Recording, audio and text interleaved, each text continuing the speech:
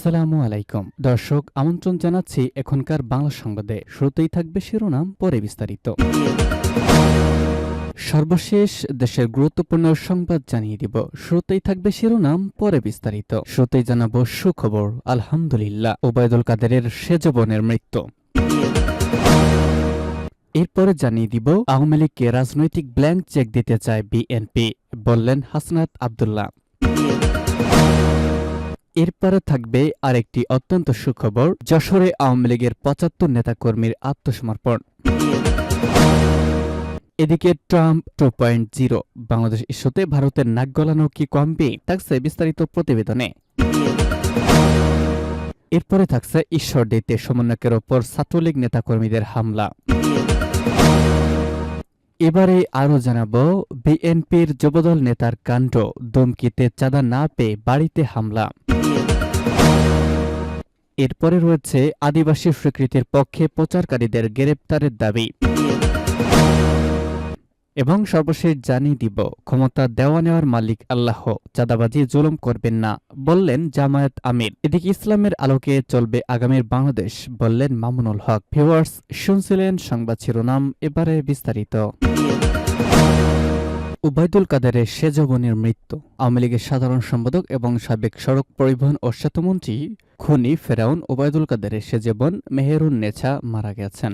গতকাল রাত 1:50 দিকে ঢাকার বাসাবর বাসায় তার মৃত্যু হয়। বিষয়টি নিশ্চিত করেন তার বড় ছেলে, রামপুর ইউনিয়ন পরিষদের সাবেক চেয়ারম্যান সুরাজিস ফালেকিন রেমন। তিনি 2 ছেলে 3 মেয়ে সহ অসংখ্য আত্মীয় স্বজন ও গুণগ্রাহী রেখে গেছেন। মেহেরুন নেছা নোয়াখালীর কোম্পানিগঞ্জ উপজেলার রামপুর ইউনিয়নের 8 নম্বর ওয়ার্ডের মোফাজ্জ আহমেদ মিয়া বাড়ির হোসাম সাহেদার স্ত্রী। সালেকিন রেমন বলেন, অসুস্থ হওয়ার পর থেকে মা চিকিৎসার জন্য ঢাকায় আমার বোনের বাসায় থাকতেন। তার 3বার ব্রেন স্ট্রোক হয়েছে। এছাড়া দীর্ঘদিন ধরে বার্ধক্যজনিত নানা রোগে ভুগছিলেন তিনি। আজ বাদ আসর গ্রামের বাড়িতে জানাজা শেষে তাকে পারিবারিক কবরস্থানে দাফন করা হবে। আওয়ামী লীগকে রাজনৈতিক ব্ল্যাঙ্ক চেক দিতে চায় বিএনপি, বললেন হাসনাত আব্দুল্লাহ। বিএনপি মহাসচিব মির্জা ফখরুল ইসলাম আলমগীর অন্যায়, অনাচার ও জুলুম নিপীড়নের দায় এড়িয়ে আওয়ামী লীগকে রাজনৈতিক ব্ল্যাঙ্ক চেক দিতে বিন্দুমাত্র দ্বিধাও করেননি বলে মন্তব্য করেছেন বৈষম্য বিরোধী ছাত্র আন্দোলনের সমন্বয়ক হাসনাত আব্দুল্লাহ। তিনি বলেন, বিএনপি মহাসচিব আওয়ামী লীগের সাথে বিএনপির কোনো দ্বন্দ্ব না থাকার কথা স্বীকার করেছেন অকপটে। অথচ তিনি ভুলে গেছেন, এই আওয়ামী লীগ বাংলাদেশের রাজনীতিতে ফ্যাসিজম কায়েম করেছে। গুম, খুন ও হত্যা, গণহত্যা করে বাংলাদেশকে অরাজকতার শীর্ষ চূড়ায় নিয়ে গেছে। গতকাল নিজের ভেরিফাইড ফেসবুক পেজে এক স্ট্যাটাসে এসব কথা বলেছেন তিনি। ধারণা করা হচ্ছে, বিবিসি বাংলাকে বিএনপি মহাসচিব মির্জা ফখরুল ইসলাম আলমগীরের দেওয়া এক সাক্ষাৎকারের প্রতিক্রিয়ায় মন্তব্য করেছেন হাসনাত আব্দুল্লাহ। ওই সাক্ষাৎকারে তিনি মির্জা ফখরুল বলেছেন, অধ্যাপক ড মোহাম্মদ ইউনূসের নেতৃত্বাধীন অন্তর্বর্তী সরকার নিরপেক্ষতা বজায় রাখতে না পারলে নির্বাচন করতে পারবে না।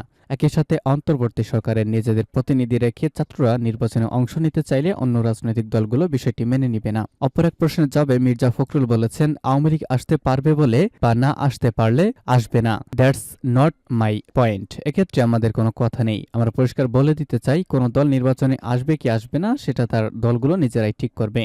তখনকার সেটআপ ঠিক করবে, ইলেকশন কমিশন ঠিক করবে। আমরা কথাটা খুব পরিষ্কার করে বলেছি যে আমরা মনে করি কোনো দলকে নিষিদ্ধ করার দায়িত্ব আমাদের না।